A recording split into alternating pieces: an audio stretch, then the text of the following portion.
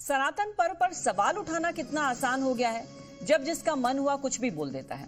आपको 4 नेताओं के बयान सुनाते हैं जिन्होंने सनातन धर्म उत्सव पर तो बहुत कुछ बोला, लेकिन कभी आपने उनको किसी मुस्लिम संप्रदाय के पर्व या उत्सव को लेकर बोलते नहीं सुना होगा। कांग्रेस नेता दिग्विजय सिंह, कांग्रेस के ही सांसद इमरान मसूद, समाजवादी पार्टी के मुरादाबाद से पूर्व सांसद एसटी हसन और समाजवादी पार्टी के सुप्रीमो अखिलेश यादव। किसी को गौशाला से दुर्गंध आती है, किसी को भगवा से परहेज है, किसी को साझी विरासत पर खतरा मंडराता दिखता है, तो कोई कांवड़ यात्रा को आतंक से जोड़ देता है। अगर कांवड़ यात्रा के लिए सुविधा प्रदान करती है तो उसमें कोई आपत्ति नहीं है, लेकिन दूसरी बात यह है कि कांवड़ यात्रा के माध्यम से आप एक नफरत का माहौल पैदा करें समाज में, वो उचित नहीं। दिग्विजय सिंह का ये बयान बहुत अहम है, क्योंकि जहां से खड़े होकर उन्होंने ये बात कही है वो जगह है बाबा विश्वनाथ की नगरी वाराणसी। हालांकि ये पहली बार नहीं है जब सनातन पर प्रहार की तलवार दिग्विजय सिंह की म्यान से बाहर निकली हो। इससे पहले भी भगवा पर दिग्विजय सिंह अपना सियासी रंग चढ़ाने की नाकाम कोशिश कर चुके हैं। खैर, फहरिस्त लंबी है उन चेहरों की जो सनातन के त्योहार पर त्योरी चढ़ा लेते हैं, सनातनी पर्व में मुसलमान का एंगल मिला देते हैं, धर्म को धर्म विशेष के चश्मे से देखते हैं। आखिर क्यों? प्रयागराज का महाकुंभ, पश्चिम बंगाल की नवरात्रि, उत्तर प्रदेश की कांवड़ यात्रा, अयोध्या में रामलला की प्राण प्रतिष्ठा, सनातन की आस्था को सवालों के घेरे में खड़ा करने वाले चेहरों को कभी आपने मुहर्रम पर, ईद पर, बकरीद पर, शबे बारात पर सवाल उठाते सुना है? देखा है कभी सनातनी उत्साह को धूल धूसरित करने की कुचेष्टा करने वाले चेहरों को? सवाल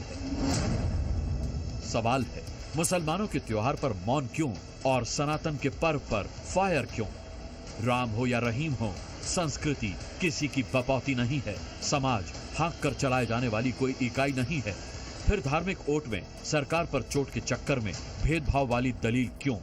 इमरान मसूद उत्तर प्रदेश में धर्म विशेष के नए चेहरे के तौर पर पहचान बनाने के लिए आतुर हैं, लिहाजा बकरीद पर बकरे की कुर्बानी पर एक्टिव हो जाते हैं।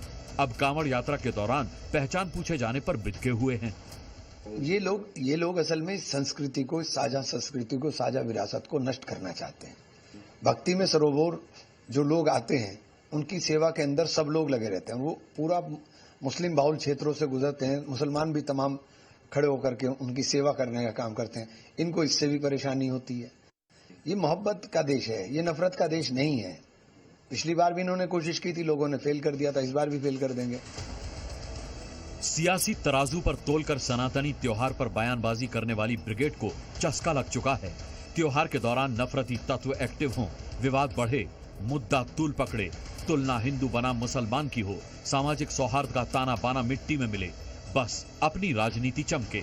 दिग्विजय सिंह को कांवड़ यात्रा में नफरत इसीलिए दिखती है, इमरान मसूद को साझी विरासत पर खतरा इसीलिए मंडराता दिखता है, क्योंकि इन सियासतदानों को भी पता है कि करारा जवाब मिलेगा।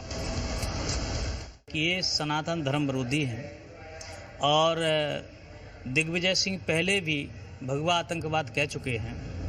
ऐसी स्थिति पर इमरान मसूद तो मान लो धर्म से हमारे कोई लेना देना नहीं है, पर क्या इमरान मसूद यह कह सकते हैं उनका जो वारा वफात का जुलूस होता है उसमें जो तलवारें भांजी जाती हैं, तो क्या वो शांति का प्रतीक है? सनातन धर्म को आतंकवाद की श्रेणी में लाना ये सरासर गलत है। इसकी जितनी भी निंदा की जाए कम है और ऐसे व्यक्ति को माफी मांगना चाहिए।